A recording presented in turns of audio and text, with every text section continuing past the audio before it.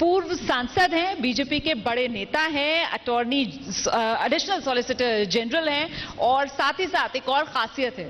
दरअसल इस वक्त पंजाब के जो नए मुख्यमंत्री हैं चन्नी साहब, वो जिस जगह से आते हैं खरड़, उसी खरड़ के रहने वाले हैं सतपाल साहब भी।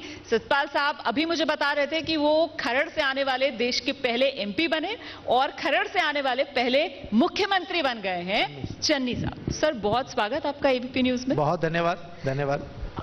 ये चन्नी साहब को तो आपने बधाई दे दी जब वो मुख्यमंत्री बने, लेकिन आपकी अपनी पार्टी बीजेपी इस चुनाव में लग रहा है कि कृषि कानूनों के चलते सफाई पूरी तरीके से हो गई है बीजेपी की। तो जो हमारे विरोधी हैं वो सारे यही बात कह रहे हैं और बधाई दी जाती है उसको जो मुख्यमंत्री बना है। जब हमारा मुख्यमंत्री बनेगा चुनाव के बाद तो उनको भी बधाई दूंगा मैं। अभी तो संघर्ष में है भारतीय जनता पार्टी। इस समय पंजाब में ये निर्णय कर चुकी कि हम अकेले चुनाव लड़ेंगे। चुनाव फरवरी में होगा, 4-5 महीने का समय है और मुझे पूरा विश्वास है कि भारतीय जनता पार्टी पूरे अच्छे बहुमत के साथ पंजाब में सरकार बनाएगी। तो जो भी हमारा मुख्यमंत्री होगा, मंत्री होंगे, सबको बधाई दूंगा वैसे ही जैसे चन्नी साहब को दी। सर अभी मैं आपकी बात सुन रही हूं तो मुझे लग रहा है इसको आत्मविश्वास कहा जाए या अति आत्मविश्वास कहा जाए, क्योंकि आपके जो सियासी विरोधी हैं वो तो साहब सवाल ये पूछ रहे हैं कि 23 सीटों पर बीजेपी लड़ती रही है अकाली दल के साथ, 23 उम्मीदवार बीजेपी को मिल पाएंगे? देखिए, जब 2014 में श्री नरेंद्र मोदी जी पूर्ण बहुमत लेकर आए थे, पहली बार बीजेपी लेकर आई थी, हमारा कौन सा विरोधी था जो ये कह रहा था कि हम लोकसभा में पूर्ण बहुमत की सरकार बनाएंगे? 2019 में किसने कहा था कि भी नरेंद्र मोदी जी पहले से भी ज्यादा सीटें लेकर आएंगे? हरियाणा में जब हमारी सरकार बनी, हिमाचल में हमारी सरकार बनी, किस हमारे विरोधी ने कहा था? हमारे विरोधियों का काम है हमारा विरोध करना, हमारा काम है अपना काम करना। और वो काम करते करते जो पार्टी आज से 10 साल पहले केंद्र में भी नहीं थी, बहुत जगह नहीं थी, आज वो केंद्र में भी है, बाकी राज्यों में भी आ रही है। हरियाणा में हम लंबे अरसे तक जो लोकल वहां की पार्टी थी, लोकदल या कोई उनके साथ मिलकर चुनाव लड़ते रहे, अकेले लड़े, वहां सत्ता में आए। हिमाचल में किसी समय जनता दल के साथ लड़े थे, ठाकुर रामलाल जी की, उसके बाद अकेले लड़े, वहां सत्ता में आए। अब पंजाब ही एकमात्र रीजन बचा है इस सारे महापंजाब के हिस्सों में से जहां पहले हम अकाली दल के साथ मिलकर चुनाव लड़ते थे। इस बार अपना चुनाव लड़ रहे हैं और मुझे पूरा विश्वास है कि हम अच्छे बहुमत से चुनाव जीतेंगे। नहीं तो कितनी सीटों पर चुनाव लड़ेगी बीजेपी? 117 सीटें हैं, 117 की 117 पर चुनाव लड़ेंगे। आप कह रहे हैं कि बीजेपी 117 की 117 सीटों पर उम्मीदवार उतारेगी? बिल्कुल उतारेगी, उतारेगी और बहुमत से जीतेंगे। बड़ा दावा आप कर रहे हैं सर, लेकिन ये किसान आंदोलन, ये कृषि कानूनों के खिलाफ जो नाराजगी है, आपके साथ होने की सजा अकाली दल को अब तक भुगतनी पड़ रही है। उनके नेता जो हैं वो पंजाब के गांवों में कदम नहीं रख पाते, उन्हें काले झंडे दिखाए जाते हैं। अकाली दल को हमारे साथ रहने की सजा नहीं मिल रही। अकाली दल को जो भी पंजाब की स्थिति का सामना करना पड़ रहा है उसके लिए वो बता पाएंगे कि उनके क्या कारण है। लेकिन हमने अकाली दल के साथ बहुत लंबे अरसे तक समझौता करके रखा, मिलकर सरकार बनाई, लोकसभा में भी इकट्ठे रहे, विधानसभा में भी इकट्ठे रहे। ये फार्म लॉज जब आए, फार्म लॉज में आने के बाद शुरू में अकाली दल हमारे साथ था, ऑर्डिनेंस इशू हुआ तभी वो हमारे साथ थे। लेकिन जब लोकसभा में वोटिंग की नौबत आई इन बिलों पर, उस समय अकाली दल हमारे से अलग हुआ और उनके अपने कारण होंगे, उनके अपनी जस्टिफिकेशन होगी। देखिए, राजनीति में कोई भी दल किसी दूसरे के दल के कारण कोई नुकसान सहता हो, परेशानी में आता हो, ऐसा मैं नहीं मानता हूं। हर दल का अपना अपना स्टैंड है, हर दल की अपनी अपनी भूमिका है, हर दल की अपनी अपनी फॉलोइंग है। कितनी भी चुनाव में पराजय हुई हो, कितने भी अच्छे जीते हों, हर पॉलिटिकल पार्टी का अपना एक पर्टिकुलर बेस हर स्टेट में है, सबका है। ठीक है, अकाली दल का भी है, भारतीय जनता पार्टी का भी। ठीक है। आज अकाली दल फ्री है क्योंकि हमारे साथ अलायंस नहीं है, इसलिए वो जो भी कहना चाहें कहें। लेकिन मैं इतना विश्वास के साथ कहता हूं, भारत में नरेंद्र मोदी जी की सरकार ने, हरियाणा में मनोहर लाल खट्टर की सरकार ने, हिमाचल में श्री जयराम ठाकुर की सरकार ने, उत्तर प्रदेश में योगी जी की सरकार ने, नरेंद्र मोदी जी के नेतृत्व में जो विकास के काम किए हैं उसका पंजाब की जनता पर भी असर होगा और वो हमारा भरपूर साथ देंगे, मुझे पूरा विश्वास है। आपने अभी जो बात कही ना अकाली दल को लेकर कि साहब जब ऑर्डिनेंस पास हुआ तो ये हमारे साथ थे, हरसिमरत कौर जी आई थी आज और मैंने उनसे बिल्कुल यही सवाल पूछा था। आपको पता है वो जवाब क्या देकर गई?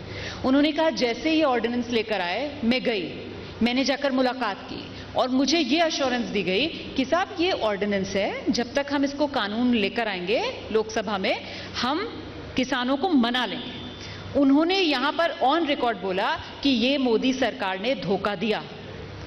उनको धोखा दिया, किसानों को धोखा दिया। उन्होंने कहा लगातार हम चिट्ठी पत्री करते रहे, बादल साहब चिट्ठी पत्री करते रहे, हमें आश्वासन देते रहे कि हम किसानों को मना लेंगे, और नतीजा देख लीजिए। देखिए, जो बात उन्होंने कही है, जी। अगर उसको सच भी मान लिया जाए, पहली बात यह है कि ऑर्डिनेंस में वो हमारे साथ थे जी। कैबिनेट के अंदर सर्वसम्मति से ये निर्णय हुआ था। उसके बाद फिर लोकसभा में आया मामला, बीच में कितना समय था, कितना समय था। अकाली दल ने अंतिम निर्णय भारतीय जनता पार्टी से अलायंस तोड़ने का तब किया जब लोकसभा में बिल पेश होने के बाद डिबेट के लिए, डिस्कशन के लिए, वोटिंग के लिए आया। वो ये नहीं कह रही कि उन्होंने ये कहा था कि हम अकाली दल को मना लेंगे, किसानों को मना लेंगे। हाँ, मतलब किसानों को मनाने मतलब की बात, ये वो यही कह रही थी। मतलब ये कि अकाली दल तो मान गया था, किसानों से बात करनी बाकी थी। वो ये नहीं कह रही हाँ। कि भाई आपने कहा कि हम आपको भी मना लेंगे, इसका मतलब वो तो माने हुए थे। नहीं, वो ये कह रही थी कि हमने आपत्ति दर्ज की कि किसानों को ये मंजूर नहीं है, तो उन्होंने कहा आप चिंता मत कीजिए, किसानों की जो भी प्रॉब्लम्स हैं हम वो सुलझा लेंगे, और हम वो उन्हें मना लेंगे, तभी हम कानून लेकर हमने आएंगे। वो लेकिन उन्होंने धोखा दिया, उन्होंने किसानों को मनाया नहीं, उन्होंने एक तरीके से अपनी बात चलाई, कानून लाए, और मैंने फौरन रिजाइन कर दिया। जितने कानून बने हैं, हिंदुस्तान का संविधान कानून बनाने की पावर किसको देता है? संसद को देता है। लोकसभा, राज्यसभा, चर्चा हुई, वोटिंग हुई, पास हुए कानून। जो भी कानून बनते हैं वो राज्यसभा और लोकसभा बनाती है। क्या आप हिंदुस्तान के संविधान को एक तरफ रखकर, पार्लियामेंट को एक तरफ रखकर इस दिशा में जाना चाहेंगे कि कानून सड़कों पर पास होंगे, कानून आंदोलन से पास होंगे? आज किसी ने दिल्ली को घेरा है, कल को कोई लखनऊ घेर लेगा, कोई मुंबई घेर लेगा, तो क्या कानून उनके अनुसार पैदा होंगे? जब संसद ने सर्वसम्मति से नहीं, बहुमत 2-3 लोगों ने वोट खिलाफ डाली थी, पास हो गए। पास होने के बाद मामला सुप्रीम कोर्ट में गया, सुप्रीम कोर्ट ने उनको रोक लगा दी। मैं वकील हूं, मेरे पास एक क्लाइंट आता है कि साहब मुझे नौकरी से हटा दिया है, मेरा केस डालो। मैं केस डालता हूं, हाई कोर्ट उसको स्टे देता है, वो खुश होता है, लड्डू बांटता है, मिठाई देता है कि स्टे हो गया, मैं नौकरी में बहाल हो गया।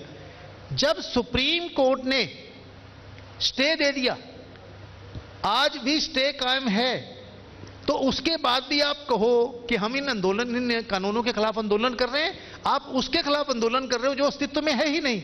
फिर भारत सरकार, आप कहते हो नहीं मनाया, कम से कम 10-11 बार मंत्री बैठे, बातचीत की, हर चीज पे डिस्कस करने को तैयार थे, और अंत में यहां तक भी हुआ कि शायद 1-2 साल के लिए इनको होल्ड पे रख देते हैं, सब कुछ कर लेते हैं। आप कभी आपने ये सुना है कि दो पक्षों में बातचीत हो रही हो, हाँ जी, कि इधर माई वे और हाईवे, जो मैं कह रहा हूं उसको मानो, नहीं तो मानेंगे नहीं। आज वो कानून लागू नहीं है, फिर भी अगर अकाली दल या बाकी लोग आंदोलन करना चाहे, अब किसी को आंदोलन करने से तो कोई रोक नहीं सकता, भारत के संविधान ने वो आज्ञा दी है। एक प्रश्न यहां उठाना चाहता हूं सर, एक सेकंड आप जरूर उठाइएगा, लेकिन आज क्योंकि इस मंच पर शिखर सम्मेलन के बहुत सारे नेता और किसान आंदोलन से जुड़े हुए राज्यपाल साहब भी आए थे, उन्होंने ये बोला कि साहब 11 मीटिंग्स हमने सरकार के साथ की है।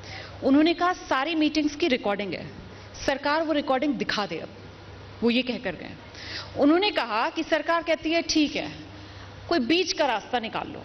आप खुद कह रहे हैं कि सुप्रीम कोर्ट ने स्टे लगा दिया है।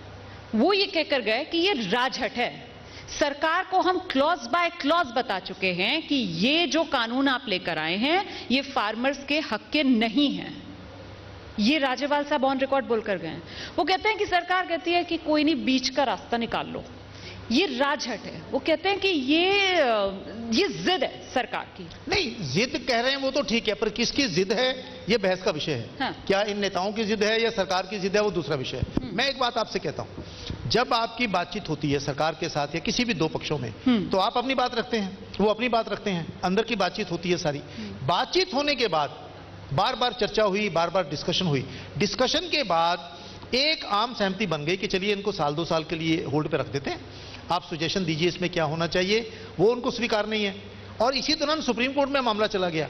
हिंदुस्तान की सुप्रीम कोर्ट सर्वोच्च है, बिल्कुल है। हिंदुस्तान की सुप्रीम कोर्ट को इतनी पावर्स हैं, national judicial appointments commission, Lok Sabha Rajya Sabha ने सर्वसम्मति से पास किया था। पहली बार हिंदुस्तान में शायद 800 एमपीज ने सर्वसम्मति से मिलकर कानून पास किया। सुप्रीम कोर्ट के 5 जजों में से 4 एक तरफ और एक तरफ, चारों ने कहा यह रद्द होता, वो रद्द हो गया। इससे बड़ी पावर किसके पास होगी? आप सुप्रीम कोर्ट से भी ऊपर, आप हाई कोर्ट से भी ऊपर, आप सरकार से भी ऊपर। आप जो कहें वो सही और बाकी जो कहें वो सारे गलत हैं। ABP Sonja, जोश, जज्बा, जुनून।